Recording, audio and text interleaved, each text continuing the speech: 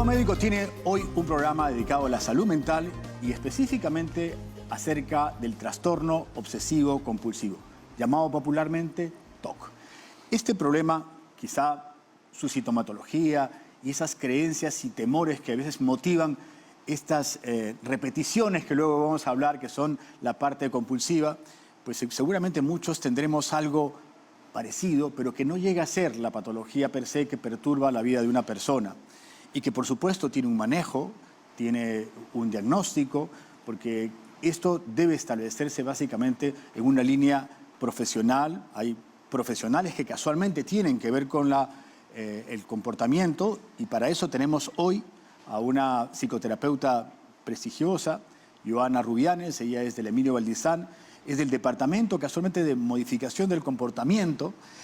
O sea, hablamos por ahí ya la parte terapéutica de cómo vamos a afrontar este problema del trastorno obsesivo compulsivo, y le agradecemos la gentileza de estar aquí en Cuerpo Médico para compartir sus experiencias y, bueno, las soluciones de este problema a todos nuestros televidentes que probablemente a través de los síntomas y de cómo vamos a describir qué cosa es el trastorno obsesivo compulsivo se pueden sentir identificados y decir, ojo, yo no tengo, o tengo alguito de ello, o tengo que acudir a un profesional o no. Muchas gracias por su presencia el día de hoy, licenciada. Muchas gracias, doctor Alberto, también a ustedes por la invitación, al programa por la invitación. Encantada de estar aquí.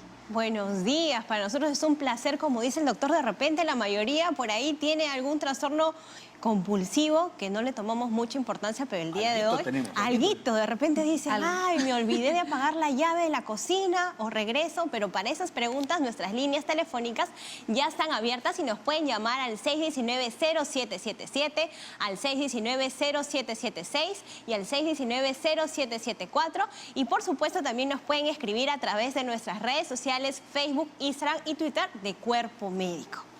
Yo creo que lo que tú dices en realidad es muy cierto, porque creo que todos tenemos algo de obsesivos, creo que tenemos todos muchos pensamientos y probablemente también muchas situaciones que sentimos como no válidas, ¿no? De pronto uno comienza a sentirse culpable de los pensamientos que tiene y desarrolla algunas rutinas que a veces son, no sé, neutralizadoras, ¿no?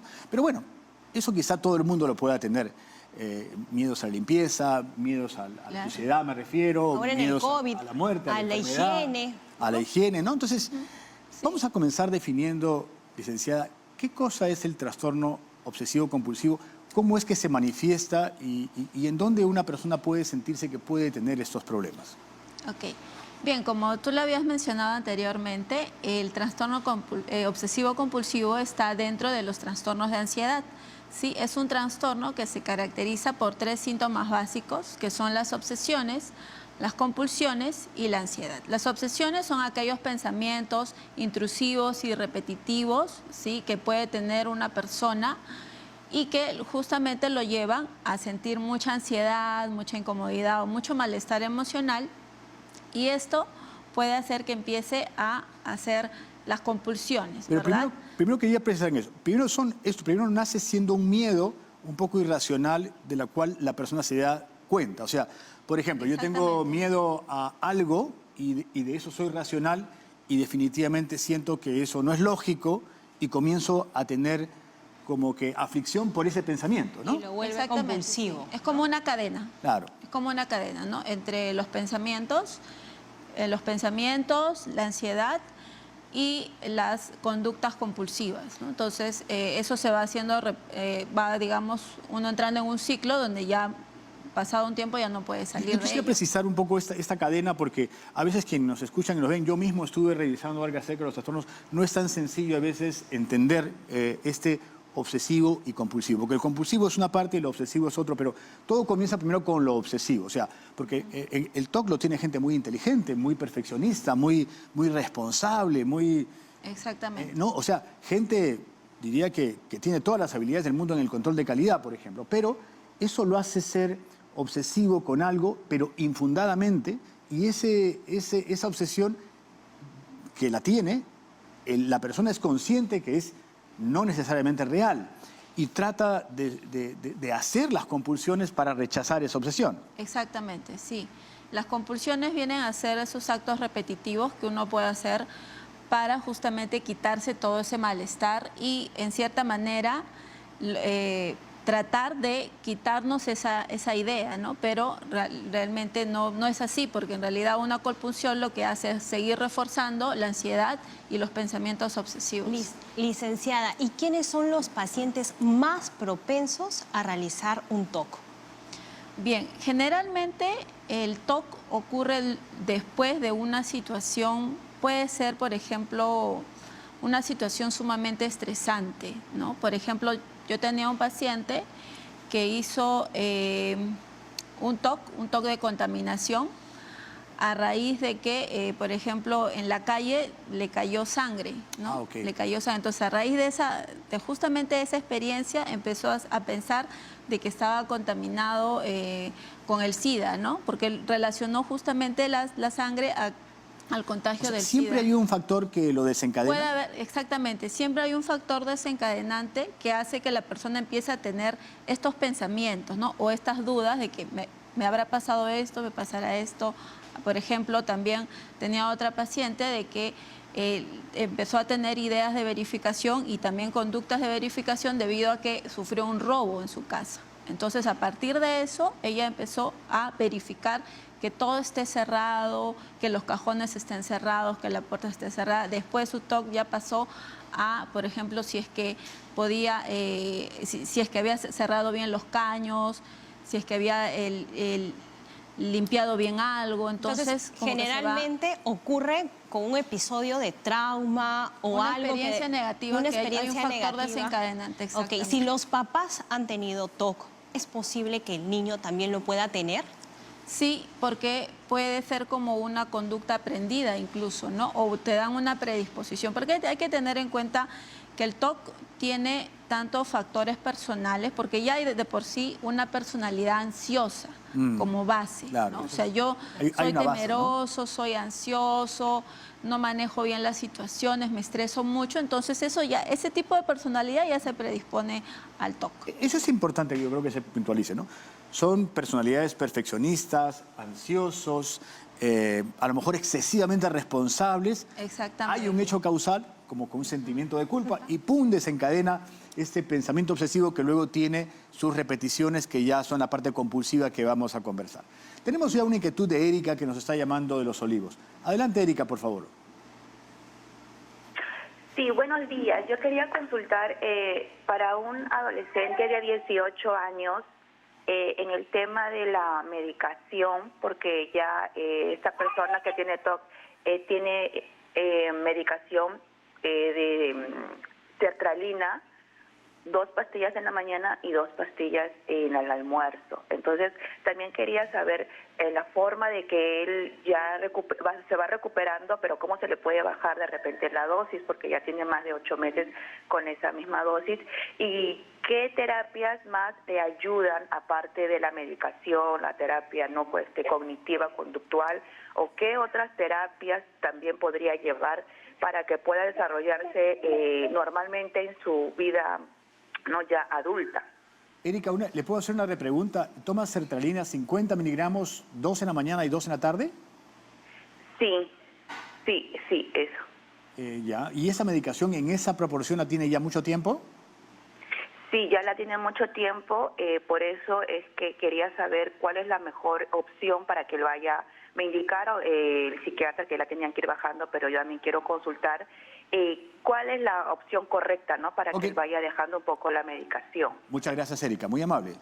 Bien, gracias, Erika. Bueno, con respecto a tu pregunta hay que aclarar algo importante, ¿no? Es el psiquiatra quien es el encargado de administrar los medicamentos y es de acuerdo también a la gravedad del trastorno.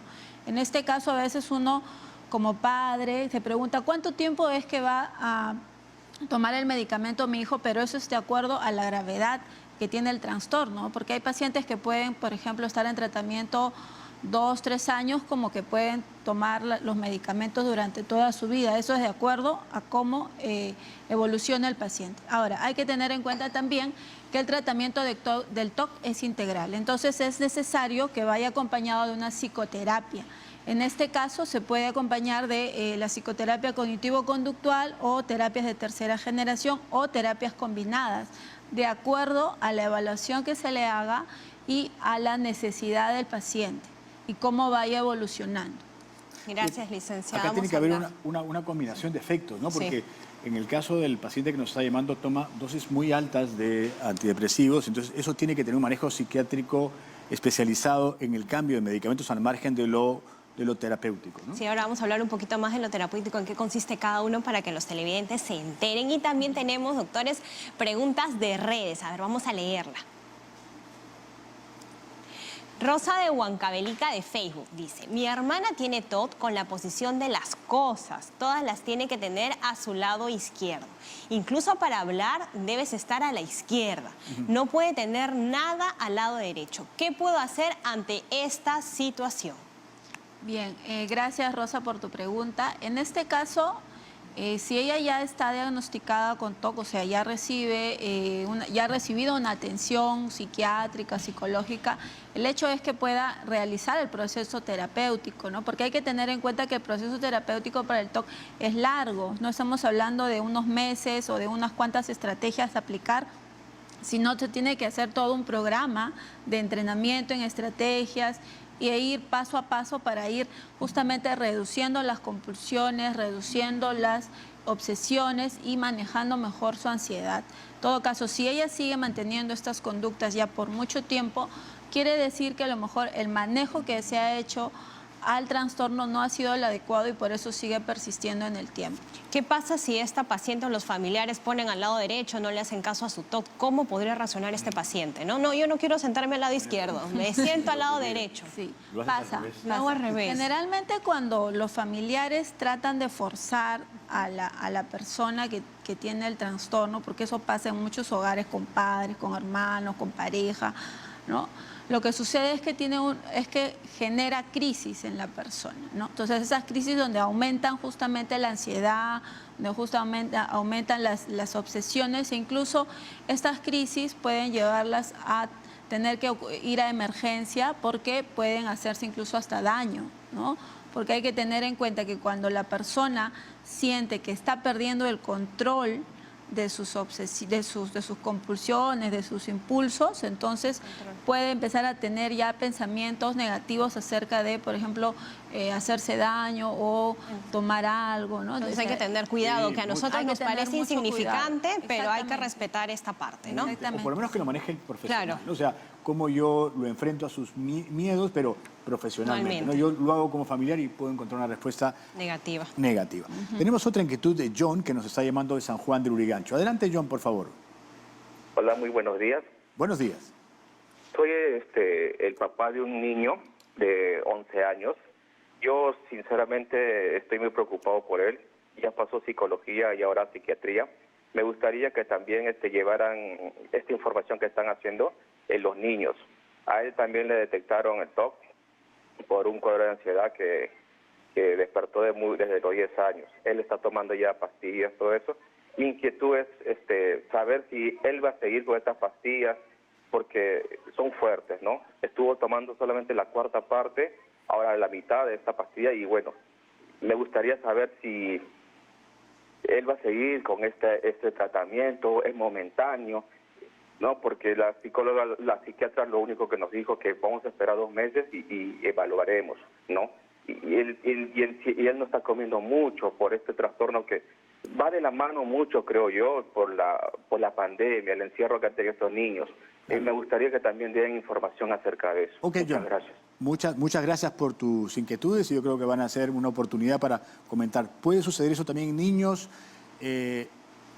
¿Cómo se trata a lo largo de la vida? ¿Si hay una expectativa de solución o simplemente será controlado?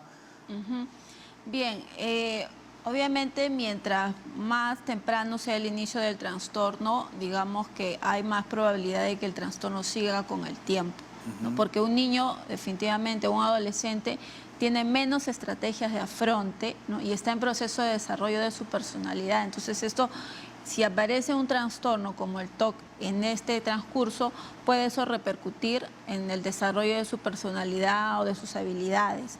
Entonces, por eso es que es muy importante la intervención oportuna, ¿sí? En este caso, el señor está mencionando de que solamente está acudiendo a tratamiento psiquiátrico. Entonces ellos tienen muchas dudas, ¿no?, con respecto a la medicación, con respecto al tiempo, quizás hasta con respecto al manejo de su hijo en casa, esa preocupación que tienen los padres de qué va a pasar más adelante. Entonces es necesario que ellos reciban orientación psicológica y que el niño entre a una psicoterapia. Licenciada Riviana, yo me he quedado con una inquietud que creo que es válida, así como la pregunta que hizo Rosana hace un ratito, de qué hacer si le cambio el tema. El COVID debe haber traído como factor desencadenante muchos problemas de ansiedad y uno de ellos es el trastorno obsesivo compulsivo, ¿no? Porque si hubo un incidente que desconcertó a una persona y nos puso cerca a la incertidumbre, a la muerte, a la enfermedad, fue esta época de cuarentena y que nadie sabía qué pasaba. ¿Se desencadenó mucha carga de enfermedad en esa época? En realidad sí hubo más casos de trastornos de ansiedad en general. Ya no podría hablar específicamente del trastorno obsesivo compulsivo, pero sí hubo muchos casos de trastornos de ansiedad y trastornos depresivos, ¿no? Y dentro de esto los trastornos compulsivos. Hay que tener en cuenta que también durante el COVID no hubo una atención oportuna en la salud mental, porque nosotros pasamos justamente a también estar en nuestras casas y no íbamos al hospital a atender. Entonces pasó todavía unos meses para que pudiera regularizarse la atención y era solamente la atención por teléfono. Entonces es muy distinto el tratamiento, sobre todo en el trastorno obsesivo compulsivo es muy difícil el tratamiento virtual, ¿no? Porque uno tiene que estar en contacto con el paciente para poder aplicar las estrategias, ¿verdad? Ahora, también yo creo que el COVID en sí nos ha generado a todos ciertas conductas obsesivas, ¿no? Porque ahora quién no, por ejemplo, se lava más las manos o utiliza el alcohol. Yo veo personas que todavía utilizan la mascarilla, ¿verdad? Y que tienen cierto temor a que haya mayor contacto. Licenciada, ahí quiero hacer una precisión. A ver, todos podemos, yo siempre siento que todos tenemos algo de obsesivos y tenemos una compulsión por ahí también, porque tenemos algunas rutinas que no las queremos, hasta por cábala, ¿no? Hacemos esto porque de esta manera... Claro. ¿Cuándo esto pasa el lindero de lo, diría que podría razonable? afectar a nuestra vida, ¿no? No, porque también tenemos nuestros miedos. Y a veces los sentimos infundados y a lo mejor tratamos de protegernos con algunas, como digo, rutinas, obsesivos con el orden, obsesivos con determinadas cosas porque sentimos que de esa manera nos estamos protegiendo. ¿Dónde entra el nivel ya de complicación diría que de los aspectos de la vida cotidiana por los cuales hay que acudir a un profesional?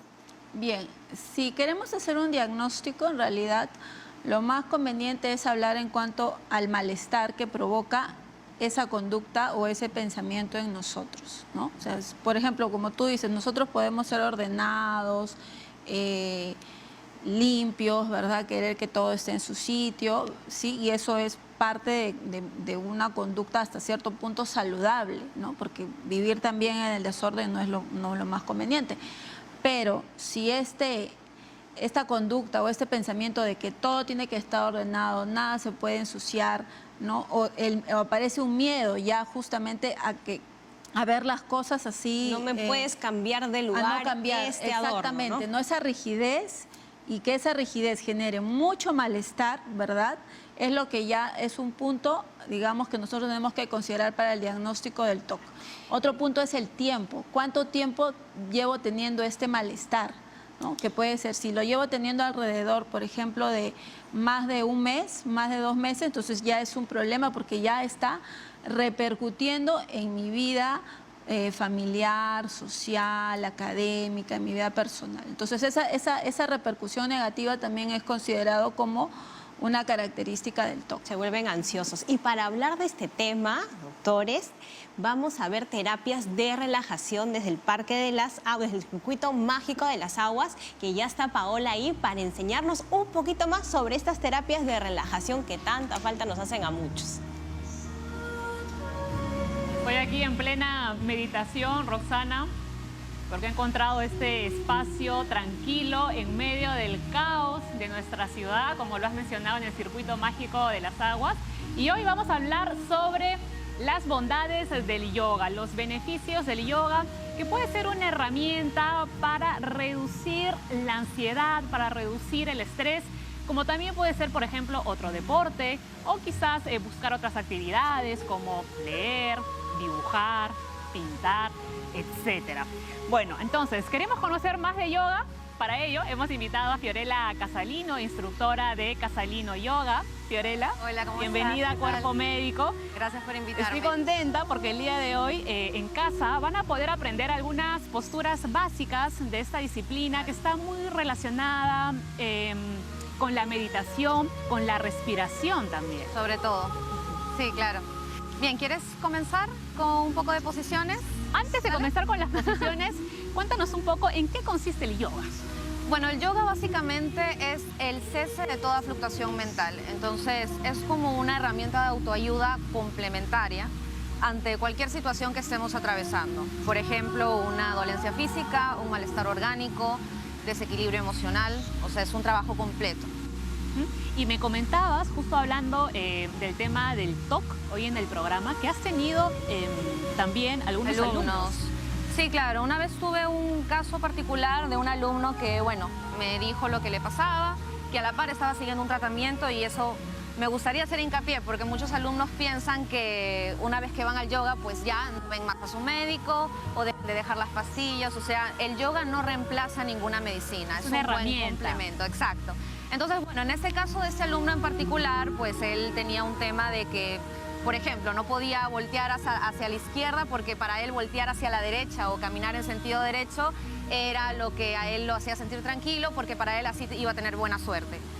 Me comentó bueno, lo que le decía su médico, la asesoría que recibía. Entonces, la práctica física de yoga, porque muchos creen que el yoga es solamente las posturas, es una parte de, ¿no? Entonces, el que se inicie la persona en la práctica física lo ayuda a, sí o sí, a tener paciencia, a controlarse, ¿no? Porque hay posiciones de yoga que son muy intensas muy retadoras. No siempre retadoras y no siempre se logran a la primera o a la segunda, ¿no? Entonces, cada alumno es un mundo distinto. Entonces, eso te obliga a mantener la paciencia, a controlarla bien. Entonces, es por eso que decimos que en el proceso se aprende bastante, ¿no? Entonces, ¿cómo te das cuenta que eso te ayuda a nivel personal? Por ejemplo, se te presenta una situación en donde estás discutiendo con alguien. Supongamos que antes lo único que hacías era perder el control, gritar, tirar cosas, no lo sé. Pero luego de un momento a otro tú sientes que lo manejas un poco mejor, quizás sigues gritando, pero a nivel orgánico tu organismo lo asimila mejor. Ya no te duele el estómago, no se presentan problemas como la gastritis. Entonces, en ese tipo de casos puntuales tú vas viendo el yoga que va teniendo efecto en ti. O sea, claro, si el yoga va teniendo efecto en ti, que siempre lo tiene, ¿no? Muy bien, vamos entonces a practicar algunas de estas posturas básicas. Vamos a comenzar con el pie derecho adelante. Muy bien. ¿Ok? Vas a enganchar el pie izquierdo atrás. Entonces desde acá vas a inhalar profundo por la nariz, levantando los brazos, exhalas por tu nariz. Y luego desde acá vas a bajar la rodilla izquierda. ¿Ok? Vas a juntar las yemas de las manos y las vas a llevar al centro del pecho. Respira un momento acá. Tómalo con calma. Y luego llevas el codo izquierdo encima del muslo derecho, mirando hacia un costado. Entonces, siente la torsión, siente cómo el ombligo gira hacia donde estás mirando. Mantén el codo derecho mirando hacia arriba. Exacto. Y luego nuevamente regresamos mirando adelante. Y desde acá despegamos rodilla, o la persona, por ejemplo, que le cueste despegar, puede apoyar las manos nuevamente, despegar. Levantamos los brazos aquí. Perfecto, y luego damos un paso hacia adelante. ¿Ok? Desde acá levantamos brazos, juntamos las palmas arriba de la cabeza, respirando siempre, y bajamos las manos hacia el mar. ¿Ok? Puedes doblar las piernas si te duele la espalda. Aquí volvemos a llevar pie derecho esta vez hacia atrás. Miras hacia adelante y nuevamente, inhala, sube los brazos sin dejar de respirar acá. Luego bajamos rodilla derecha, juntamos las yemas. Respiramos un momento y luego llevamos codo derecho encima del muslo izquierdo. Te quedas mirando hacia un costado, sientes la postura, el efecto que va causando en ti. Luego un momento vuelves a mirar hacia adelante. Puedes volver a despegar la rodilla como quieras, con apoyo o sin apoyo, y levantas los brazos. Luego das un paso hacia adelante. ¿Ok? Para hacer un par de posiciones sentadas, vamos a levantar los brazos. Juntamos las manos arriba, volvemos a llevar las manos hacia el suelo, doblando, estirando piernas, luego miramos hacia adelante Y luego desde acá llevamos pies hacia atrás y nos vamos al perro hacia abajo, una postura bien conocida en yoga. Puedes doblar piernas o puedes extenderlas. Lo importante acá es que estires la columna. Entonces te quedas mirando hacia abajo.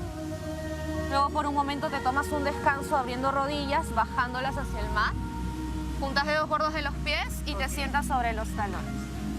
Bajas la frente al mat. Muy bien.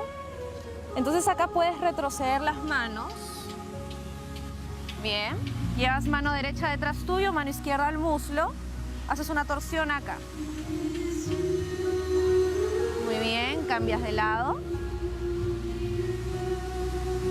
Es relajante esto. Sí, es súper relajante. Además son posturas controladas. Claro. Regresamos, nos sentamos. Perfecto. Entonces acá podemos continuar con un poco de estiramiento. Tú estiras la pierna izquierda y doblas la derecha.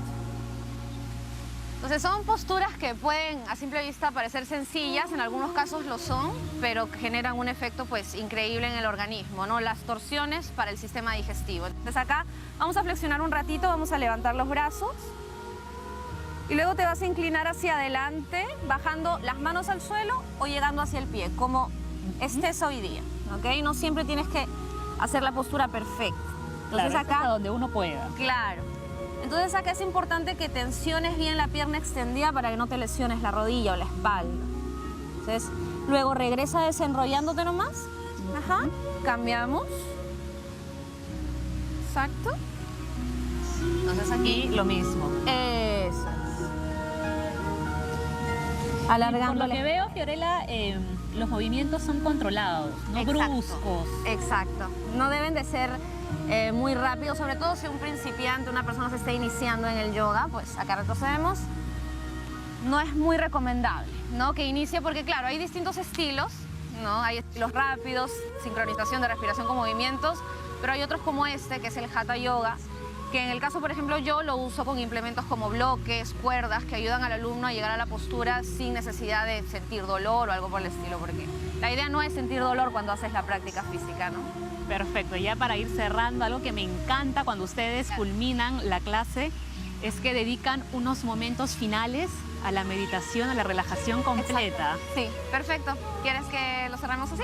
Y así nos vamos, doctores, relajándonos muchísimo y agradeciendo a la Municipalidad de Lima, por supuesto, por permitirnos estar el día de hoy aquí en el Circuito Mágico de las Aguas. Muy, muy interesante. Bien, comenzamos. Entonces, adopten una posición cómoda, cierren los ojos. Puedes estar con piernas cruzadas o de rodillas. Comienzas a relajar cada parte de ti. Trata de mantener los hombros hacia atrás y abajo. Alargar la columna. Relajar el rostro. Comienza a respirar solamente por la nariz. Y trata de no limitar el aire a un solo lugar. Solamente trata de que en cada inhalación todo el tronco se expanda. Y en cada exhalación todo se acomode. Cualquier sonido externo, cualquier molestia que puedas percibir o sentir, trata simplemente de tomarla con calma, como quien viene y va. De tu propio mar. Y ten la tranquilidad de que tienes el poder de poder controlar cualquier cosa que tú puedas sentir. Los sentimientos negativos, deséchalos, Muy interesante demostración de esas estrategias de relajación, del control de la ansiedad, que tiene que ver mucho con el tratamiento que también se coadyuva con la fisioterapia, con la terapia psicológica, en este caso cognitivo-conductual, que hay que hacer en los pacientes con TOC. Y tenemos una inquietud de Rosalina, que nos está llamando de Caraballo. Adelante, Rosalina, y gracias por esperarnos también. Buenos días con todos. Buenos días, doctora. Buenos días. Yo soy una paciente que sufre los nervios desde pequeña y bueno, ahora que yo tengo 42 años estoy tomando la amitriptilina, pero desde que comenzó la pandemia mi ansiedad subió más fuerte No, por parte de mi familia, de mi esposo, no tengo apoyo emocional. Siento que cada día más no puedo salir de mi casa, tengo pánico, salir de mi casa. Tranquila, Rosalina, te vamos a ayudar, tranquila, vamos a respirar un poquito, que aquí atentos vamos a ayudarte. ¿Cuál es tu consulta, Rosalina? ¿Ya, doctora? Está bien ansiosa sí, ¿no? En este episodio de ansiedad o pánico, ¿cómo podemos ayudar a un familiar o a una amiga, ¿no? Tiene pánico ahora de salir de su casa. Muchas de las personas que ya hemos terminado COVID, algunas personas todavía tienen miedo de salir. Exactamente, sí. En este caso, lo que yo le puedo decir a la señora Rosalina es de que trate de tranquilizarse para que pueda expresar bien cuál es su pregunta, ¿no? Y que, bueno, pues nosotros como personal de salud estamos abiertos a poder ayudar a toda la población. Entonces sabemos que hay muchos casos de ansiedad. No sé si necesariamente este es un TOC lo que tiene la señora, claro. Quizás sea un trastorno de ansiedad en general o una fobia, sí, pero... Sí, no, pero el mensaje para Rosalina es que vaya en busca de ayuda, Rosalina, porque... O el 113 también, exacto, que siempre decimos el número. Es temerosa, no quiere salir de casa, pero si yo no acudo a un profesional, no voy a encontrar la solución a este problema que está viviendo Rosalina. Así que aquí el mensaje, por favor, de cuidado, porque la queremos ayudar y es la forma de cómo resolverlo. Vamos al corte y ya regresamos con más aquí en Cuerpo Médico hablando acerca del TOC y qué podemos hacer para solucionar estos problemas.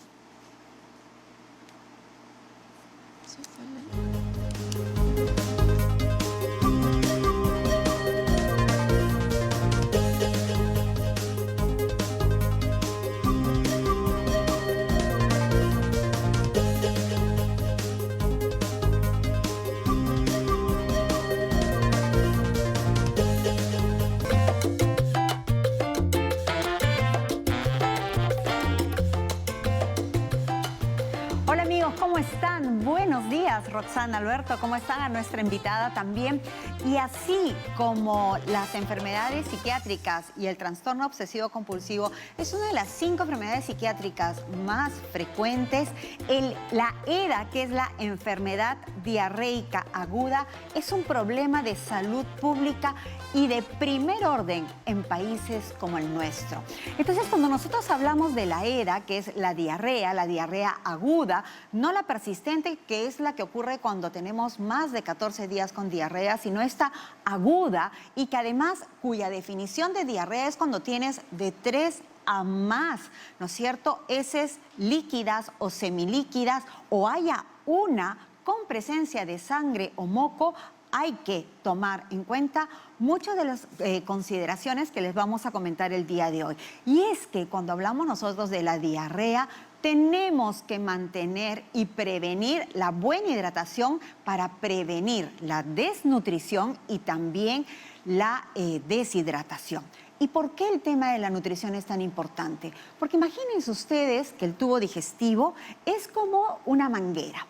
Y adentro de esa manguera hay vellosidades. Cuando tenemos diarrea, es que esas vellosidades se barren y por eso también aumenta lo que nosotros conocemos un síndrome de mala absorción y vemos residuos de alimentos cuando vamos al baño. La presencia del alimento lo que hace en esa manguera, que es nuestro intestino, porque, ojo, la diarrea no es del estómago, no es que, ay, estoy mal del estómago, no, es un problema intestinal. Entonces, cuando hay alimento presente en el intestino, pues esas vellosidades que van a permitir la absorción de los alimentos, de los nutrientes, van a crecer nuevamente. Y además, especialmente en los niños cuyo riesgo es una de las primeras causas de muerte, de enfermedad y muerte en los niños menores de 5 años, esos niños van a disminuir el riesgo de tener mayor desnutrición. Entonces, el punto de la alimentación en la enfermedad diarreica aguda es crucial. A tomar en cuenta que deben mantener la frecuencia, consistencia de los alimentos de acuerdo a la edad, si son niños, y si son adultos con la misma textura de siempre. Es que ya no vamos a decir, tengo diarrea y solamente te voy a dar purecito o arroz con zanahoria. No, tienes que comer ¿Cuáles son las formas de la cocción de los alimentos? Vapor, puedes hacerlo al horno, mientras no sea grasoso. Por eso es que decimos que es una dieta blanda, fácil de digerir, fácil de masticar, porque hay que comprender que cuando también hay la diarrea, las personas pierden muchas veces el apetito y hay que insistir y darle más alimentos durante más veces al día. Entonces, ¿en qué consiste la alimentación? Los productos lácteos pueden continuar. Si bien es cierto, puede haber un aumento de la diarrea por la presencia del alimento y por la presencia de la lactosa, es que tú puedes optar por el yogur. Los yogures que tienen bacterias van a ser muy buenas, como siempre han escuchado en este programa y en este segmento, van a ser muy buenas para el intestino porque van a como a repoblar el intestino con las bacterias buenas que tiene el yogur. En todo caso, lo que se sugiere especialmente en los niños es que no le cambies la leche, que continúe tomando la leche de mamá. Y si son adultos y no hay una mala tolerancia a la leche que estás tomando, continúes o en todo caso la diluyas un poquitito en agua por el tema de la lactosa. En segundo lugar, mantener la hidratación. Y cuando hablo de hidratación no solamente es mantener el agua, es necesario en algunos casos dar un suero de rehidratación oral o puedes preparar el suero casero por 1 litro de agua hervida, tibia o fría, le agregas 1 cucharadita de sal y 8 cucharaditas de azúcar al ras. Ese es un suero casero. Puedes comprar en la farmacia también y cada vez que vayas al baño o que tu niño hagan el pañal, le tienes que dar, si son menores de 2 años, entre 50 y 100 mililitros de un líquido, que puede ser agua, un suero de rehidratación o algún líquido hecho de arroz, de algún cereal, que haya pues también con este mucílago, con avena, por ejemplo, también. Si eres un niñito más grande, puedes tomar entre 100 y 200 mililitros y cuando hablamos de un adulto, el líquido que tú quieras, porque hay que evitar la pérdida del agua y en el caso de los niños que puede ser inclusive causa de muerte por la deshidratación. También se dice que la manzana y el membrillo son 2 alimentos básicos que tienen que haber en la dieta de la diarrea. Sin embargo, también lo que hay que evitar es que la dieta sea astringente, porque hay que reconocer que en la diarrea 5 días y estas se pueden autolimitar porque generalmente pueden ser virales. Entonces, esto tiene que ser frutas, puedes consumir. Tienes que evitar, en todo caso, que tengan mucha fibra. El plátano es una súper fruta en el caso de la diarrea. Puedes consumir manzanita sancochada, membrillo sancochado, pero no darle solamente este tipo de frutas que puedan ser tan astringentes porque hay que dejar que el proceso también se dé de manera adecuada y no tomar nunca antidiarreicos. Cereales. Pues de hecho, si siempre me escuchas decirte que consumas cereales integrales, en este caso vamos a preferir aquellos que pueden formar como una especie de moquito, ¿no es cierto?, que nos va a ayudar también al intestino. Por eso el famoso caldo de arroz con zanahoria, o puedes incluir arroz. Yo les pregunto a ustedes, ¿comerían arroz con lenteja que no sea muy guisada? Yo ya les di la respuesta, pero ¿comerían arroz con lentejas si tienen diarrea? Yo creo que arroz sí, ¿eh? No sé si la lenteja, sí. me da la sensación de que la lenteja me puede generar un poquito de flatulencia, ¿no? Pues te comentaré, yo hace muchos años trabajaba apoyaba a la unidad de rehidratación oral del Hospital del Niño, y te estoy hablando muchos años, y me acuerdo que hicimos un manual, y una de las cosas que le enseñábamos a las madres cuando evaluábamos a los niños con diarrea era que les dieran de comer, y uno de los platos que se les preparaba ahí, porque ellas preparaban con la técnica adecuada, sin guiso, sin cebolla, sino cocidito, con hierbas, era arroz con lenteja e hígado chancadito. Entonces, sea que no hay problema. Claro, va a depender, ¿no es cierto? Va a depender que no sea muy grasoso. Y el aceite fundamental, todo tipo de carnes y verduras cocidas. Mantener la buena dieta y, por supuesto, escuchar estos mensajes que ya están para nuestro resumen. La alimentación debe continuar durante la diarrea, en frecuencia, en la consistencia que el niño o el adulto esté acostumbrado a consumir. Debe ser suave, fácil de digerir y, por supuesto, no debe ser grasosa, lo que no significa que le puedes agregar aceitito. El yogur es una muy buena elección por las bacterias que contiene y, por supuesto, tomar agua o líquidos o suero de rehidratación oral, para cada deposición líquida. Lo más importante, evitar productos azucarados porque esto puede provocar una diarrea osmótica, por ejemplo, gelatina, gaseosas, limonadita dulce. Mucho cuidado con los azúcares porque pueden comprometer aún más la diarrea y la pérdida de líquidos. Hemos aprendido mucho hoy día acerca de cómo poder manejar esa diarrea. Ya aprendí que tengo que comer también lentejas, que eso es posible. Imagínense, ¿no? A veces estamos rompiendo mitos aquí. Así es. Pero vamos con más preguntas. Sí, tenemos una llamada de César de Lurín. César, muchísimas gracias por la espera. ¿Cuál es tu pregunta? Doctora Roxana, muy buenos días. El doctor Tejada también y a la terapeuta que nos está acompañando hoy día. Muchas gracias. Verdaderamente me solidarizo con la señora Rosalía que llamó hace unos minutos llorando. Me dio mucha penita. Verdaderamente ustedes abren una ventana para tratar temas mentales, porque el Perú después de la pandemia ya no es igual. Verdaderamente muchísimas gracias por tratar este tema. Mi consulta son dos cosas. Si estas dos cosas que le voy a decir, o dos acciones que le voy a decir a la doctora, son parte del TOC. Primeramente me he metido a un grupo religioso en donde por una cosa divina que dicen de que tenemos que hacer un rezo en las mañanas y en las noches. Entonces, rezo en las mañanas y en las noches. O sea, esas acciones las repito todos los días. No sé si eso es parte o es TOC. Y la segunda acción que hago es mucho... Me preocupo de la salud de mis seres queridos, pero veo de mi sobrino, de mi mamá, de mi abuela, y estoy en internet averiguando a ver qué vacunas le toca, qué vacunas le falta, y de pasadita me veo cuerpo médico. Entonces, no sé si estoy obsesionado, no sé si esas dos acciones, tanto religioso como preocupación de salud de mis familiares, son parte de TOC. Muchas gracias. Muy bien, César. Después de la pandemia todos quedamos preocupados con nuestra salud. Y él refiere dos preguntas, el religioso y de salud.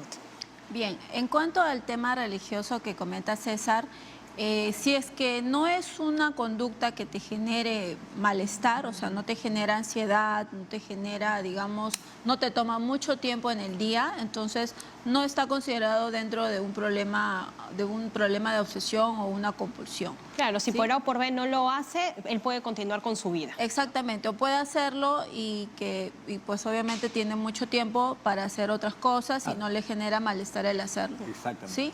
Ahora, con respecto a la preocupación que él señala, yo no lo pondría esto como un síntoma del TOC, porque el TOC no es exactamente una preocupación, sino es más que todo un pensamiento recurrente e intruso, ¿sí? Estamos hablando de una preocupación precisa, ¿no? Exactamente. Estamos hablando de una preocupación, estamos hablando de problemas, de temas que le puede estar a él generando ansiedad o estrés, ¿verdad? Entonces, quizás lo que él esté teniendo es como una ansiedad constante o una ansiedad generalizada, sí, porque parte de la característica de el trastorno de ansiedad generalizada es eso, ¿no? La preocupación por temas de salud o por muchas cosas que están, digamos, que rondando en nuestra cabeza.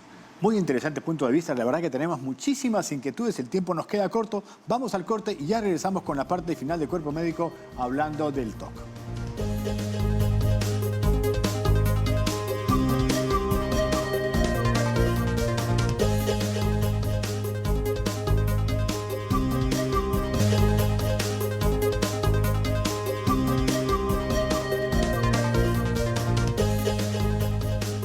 Tenemos un montón de inquietudes y curiosidades, pero el tiempo nos gana.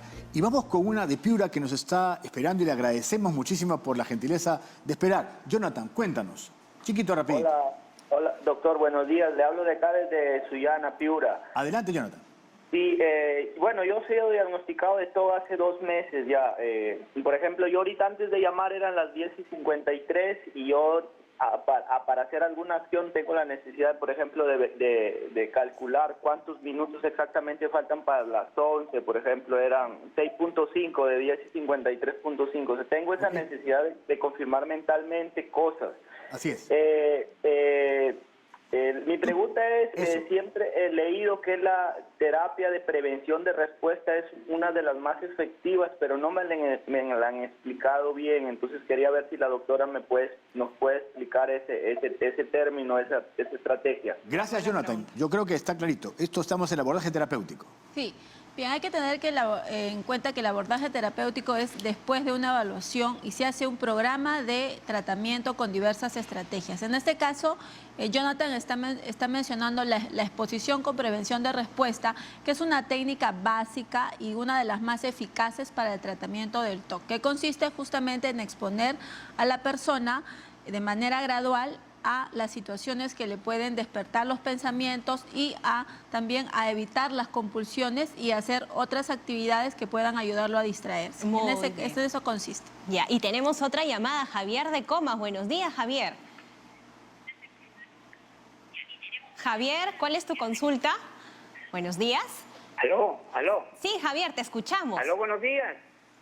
Buenos días, Javier. ¿Cuál es tu consulta? Aló, buenos días. Dale. Javier. Mucho gusto, un saludo al doctor Tejada, de hace años lo conozco. Bueno, mi consulta es dos consultas. Dale.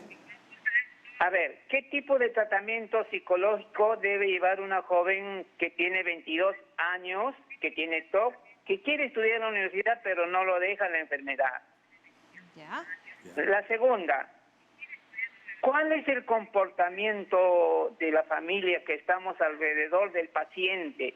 Y una digamos, llamada de atención al Estado, porque mi hija le han recetado varias pastillas y solamente la clomipramina le hace bien.